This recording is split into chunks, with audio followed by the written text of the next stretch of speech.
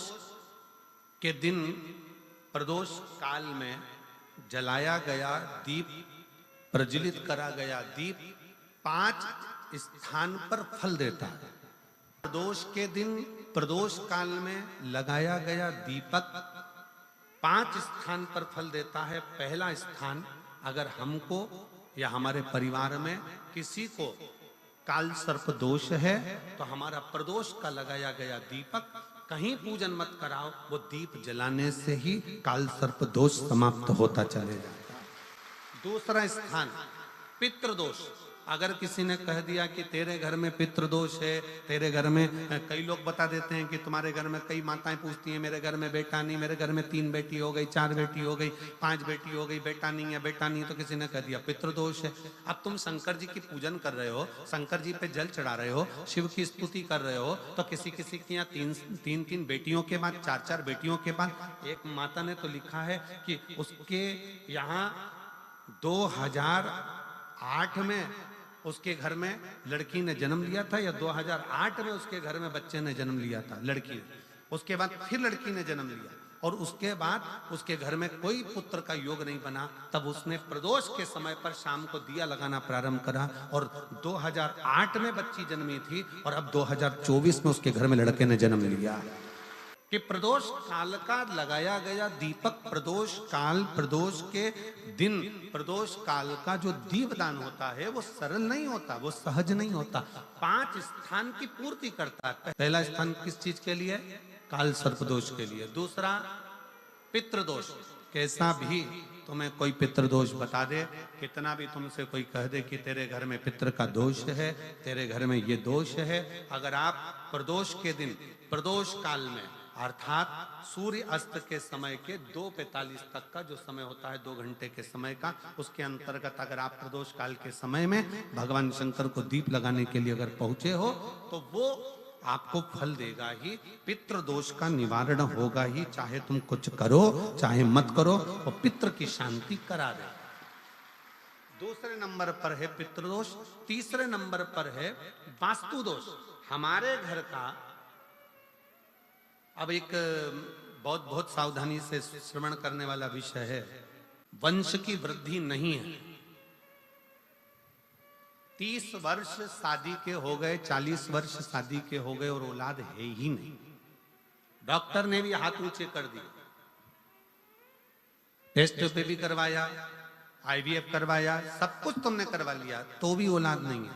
तब आखिरी में एक काम चालू करो, प्रदोष का दिन दोनों पति पत्नी व्रत चालू कर दो प्रदोष का, और प्रदोष काल में शाम के समय जाकर एक ही दिए में 2 लंबी बाती जानते हो ना, रुई की लंबी कपास की बाती 2, और दोनों बाती एक ही दिए में रखकर पति पत्नी दोनों उसको प्रज्वलित करना प्रारंभ करें, बाबा संतान देकर ही रहेगा, औलाद आएगी ही। दीप की जो बाती में अंतर आ जाता है, एक गोल बाती में और लंबी बाती में अंतर आता है, बहुत अंतर आता है। पितरों के लिए गोल बाती का प्रयोग बहुत कम होता है महाराज, देवी जी के लिए, माता रानी के लिए, जगतजननी के लिए गोल बाती का प्रयोग बहुत कम होता है महाराज, ध्यान रखिएगा। एक पितर के लिए, एक जगतजननी जगदम्बा दुर्गा भवानी के लिए गोल बाती का प्रयोग कम होता है, लंबी बाती का प्रयोग ज्यादा होता है। क्यों? क्योंकि हमारे घर की कुल देवी और हमारे घर के पितर हमारे वंश की वृद्धि करें, इसलिए लंबी बाती रखी जाती है, जिससे हमारा वंश बहुत लंबा चले, बहुत उन्नति की ओर बढ़े, इसलिए लंबी बाती का प्रयोग किया। शिव महापुराण की कथा कहती है 5 जगह पर हमारा जलाया गया एक दीप जो प्रदोष के दिन प्रदोष काल में लगाया जाता है, 5 जगह पर भारी पड़ता है। पहले नंबर पर, जम के बोलते जाओ, काल सर्पदोष। दूसरे नंबर पर पितृदोष।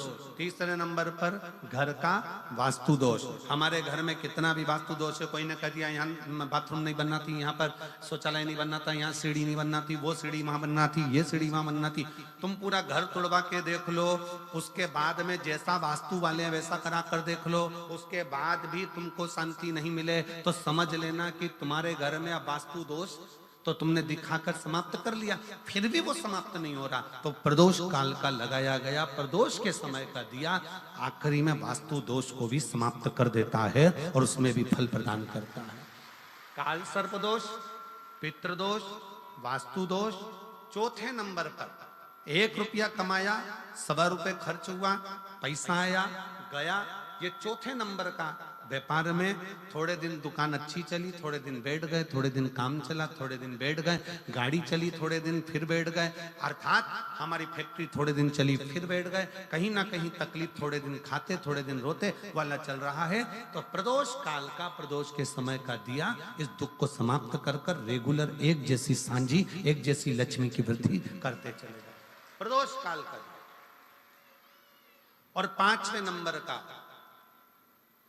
प्रदोष काल का दिया, प्रदोष समय का दिया 5वें नंबर पर रोग का निवारण करता, रोग निवारण।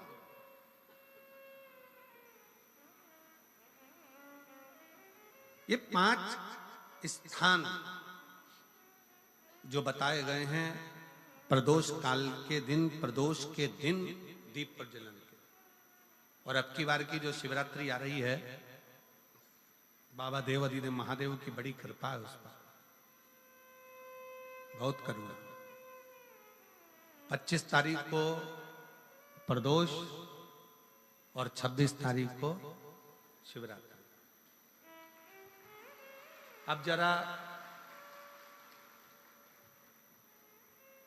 प्रदोष के पर्यांत की, प्रदोष के बाद की बिल्कुल लगी हुई पीठ से जो शिवरात्रि होती है, वो शिवरात्रि अगर उस शिवरात्रि का व्रत, साधना, तप, भजन, संसार का मनुष्य कर लेता है तो जिंदगी में उसने कोई व्रत किए ना किए हो, अगर एक व्रत शिवरात्रि का, प्रदोष की पीठ से लगी हुई शिवरात्रि का अगर कर लेता है तो उसको पूरे जीवन के व्रत का पुण्य फल प्राप्त हो।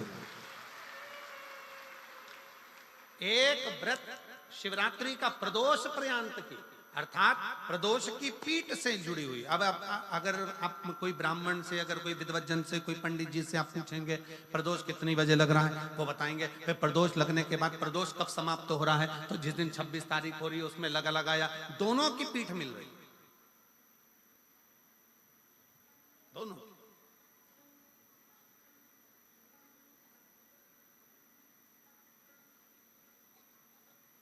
करो व्रत। आपने कितनी भी एकादशी के व्रत करे हो, कितनी भी द्वादशी के व्रत करे हो, कितनी भी चतुर्थी व्रत करे हो, कितनी भी तीज व्रत करे हो, कितनी भी अष्टमी का व्रत करा हो, कितनी भी नवरात्रे के व्रत करा हो, कितनी भी तीज का व्रत करा हो, चाहे दुनिया के कितने भी व्रत आपने करे हो, अगर आपने एक महाशिवरात्रि का व्रत नहीं करा तो कोई व्रत का पुण्य फल आपके खाते के अंतर आ नहीं पाता। शिवरात्रि के व्रत की इतनी मूलता है। पर एक निवेदन है, अगर कोई बुजुर्ग है, कोई बीमार है, कोई बूढ़ा व्यक्ति है, बहुत बीमार है, तो उसको निवेदन है आप व्रत ये नहीं कि 24 घंटे का करो, आप व्रत 2 घंटे का कर लो, 1.5 घंटे का कर लो, 1 घंटे का कर लो, 15 मिनट का करो। पर निवेदन है कि जो बीमार व्यक्ति है वो आधे घंटे, 1 घंटा, 2 घंटा, 6 घंटा, 15 मिनट पर शंकर की शिवरात्रि का व्रत ये विचार कर करना। बहू बेटा नाते रिश्ते सबको कह देना। कोई बीमार व्यक्ति है ना, वो भी कह दे कि देख बेटा मेरा व्रत है, तो घर के लोग कहेंगे पापा आपकी तबीयत खराब, मम्मी आपकी तबीयत खराब, दादी आपकी तबीयत खराब, आप व्रत कैसे कर रही हो, बच्चे की व्रत, बच्चा कैसे व्रत कर रहा है, तो कह देना मेरा 2 घंटे का व्रत है, 2 घंटे मैं बाबा का नाम लेकर, जल चढ़ाकर, जल का आचमन कर कर मेरे बाबा की भक्ति कर लूं 2 घंटे की, मेरा व्रत पूर्ण हो जाएगा। मैं व्रत कर रहा हूं, आधी में पुनी। तुलसी बाबा कहते हैं थोड़े में बहुत होता है। आपके व्रत अगर कोई बीमार है उसके लिए, अगर कोई कष्ट है शरीर में उसके लिए ऐसा व्रत है, बाकी के सभी के लिए तो वही व्रत शिवरात्रि का पूर्ण व्रत है जिसमें भगवान शंकर की विरल भक्ति को हम प्राप्त करें। जनवरी को भी शाम के समय प्रदोष काल में बाबा का दीप लगाइए, प्रार्थना करिए और 26 तारीख का व्रत करिए बिना संकोच। और जिसके घर में शंकर भगवान के व्रत के लिए अगर झगड़ा हो रहा है तो निवेदन है व्रत बिल्कुल मत करिए। स्थान का स्पर्श रोग का निवारण कर देता है। 3 जगह पर चढ़ाया गया अक्षत हमारे मन को एकाग्रित कर कर और हमें अपनी मंजिल तक पहुंचा देता है। और प्रदोष और शिवरात्रि के मिलन का महोत्सव हमारे जीवन को आनंदता देगा, आनंद।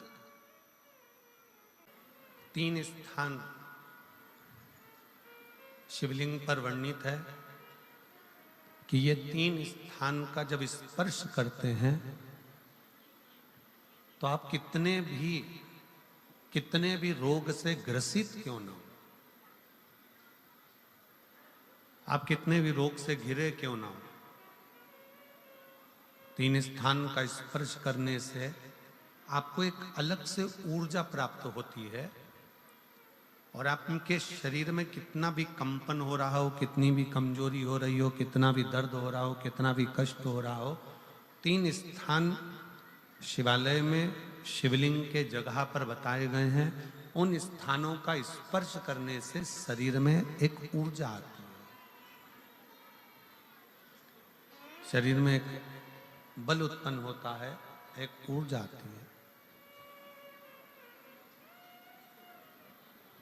शरीर के अंतर्गत एक ऊर्जा का संचार होता रहता है। अब उस शिवलिंग को अपन समझें, सभी लोग जरा स्मरण करेंगे। शिवलिंग के अंतर्गत 3 स्थान ऐसे बताए गए हैं जो हमारे को एक बल देते हैं, हमारे भीतर की एक ऊर्जा उत्पन्न करते हैं। हमारे अंदर कितनी भी कमजोरी होगी, अगर आपने वो 3 स्थान पर हाथ का स्पर्श कर कर पंचाक्षर मंत्र नमः शिवाय या षडाक्षर मंत्र ओम नमः शिवाय या श्री शिवाय नमस्तुभ्यम का स्मरण किया है, तो वो स्थान का स्पर्श करते ही आपके अंदर एक ऊर्जा, एक एनर्जी, एक बल आपके अंतर्गत आता चले जाएगा, एक ऊर्जा आपके अंतर्गत आती चली जाएगी।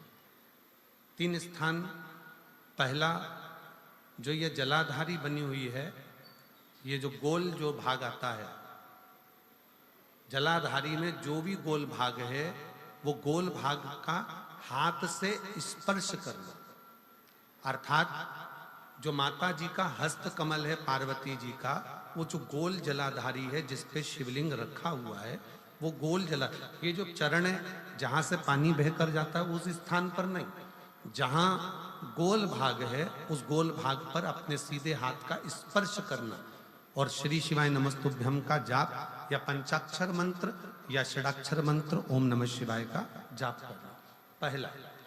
दूसरा स्थान, जहां से पानी बहकर जा रहा है उस स्थान का पानी जहां से बहकर नीचे गिरता है वो भाग पर अपने हाथ का स्पर्श, जहां से पानी बहकर नीचे गिरता है, जो जल आप चढ़ाते हो वो जल बहकर जो नीचे की ओर जाता है उसका स्पर्श, और पंचाक्षर या षडाक्षर या श्री शिवाय नमस्तुभ्यम मंत्र का जाप।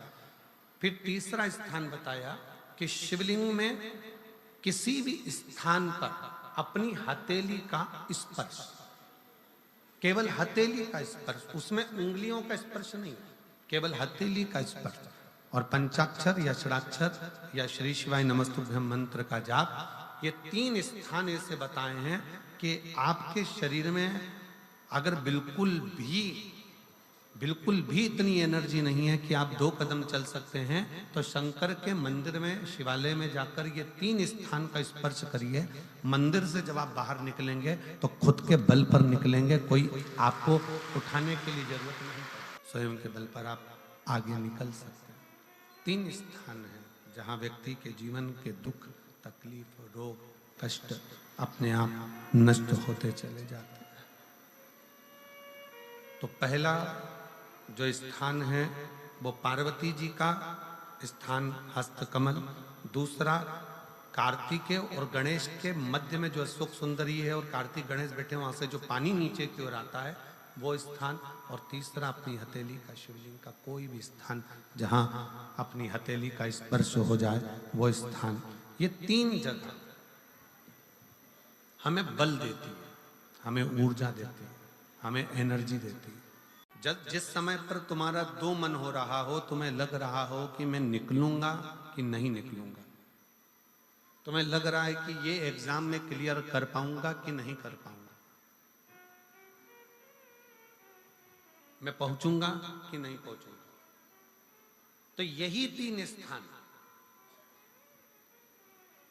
यही तीन स्थान, तीन अक्षत को इन तीन स्थान पर ही रखा जाता है। जो तीन स्थान अभी आपको बताए हैं, एक माता पार्वती जी का गोल स्थान हस्तकमल स्थान, दूसरा जहां से पानी बहकर नीचे की ओर जा रहा है उसी विराम स्थल पर, और तीसरा शंकर भगवान के शिवलिंग पर। ये तीन स्थान तीन अक्षत से पूर्ति कर दे।